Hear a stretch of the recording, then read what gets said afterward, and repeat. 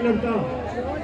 और उस आदमी को जिसको अल्लाह सब कुछ दे चुका था, जितनी देर मैं वजीर आजम बनाऊं, इससे कम अरसे में जब नवाज शरीफ वजीर आजम बना था 18 फैक्ट्रियां बना चुका था।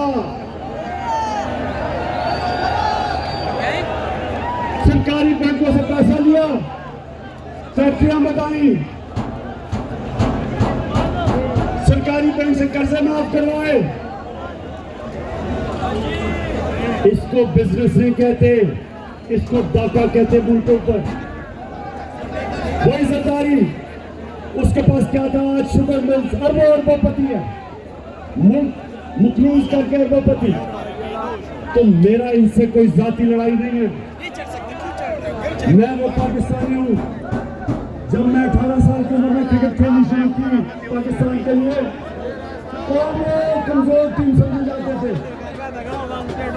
हमारा कोई हैसियत नहीं था दुनिया में। और मुझे ये फख्र है कि मैं वो कप्तान बना जिसने पाकिस्तान को हर दुनिया के मुल्क में जिताया और वर्ल्ड कप जिताया। और मुझे फख्र था कि हमने अपनी मुल्क को ऊपर ला के देखा। जो हमारे पाकिस्तानी थे उनको फख्र होता था टीम के ऊपर।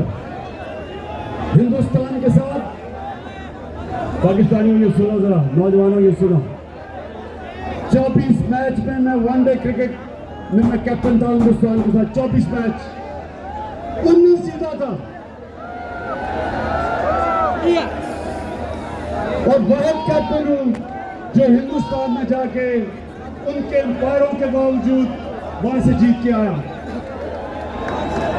कहने की ये बात है कि मुझे फख्र होता था कि मैं मुल्क का सर ऊपर करता हूं, मैं अपने मुल्क को लीड करता था।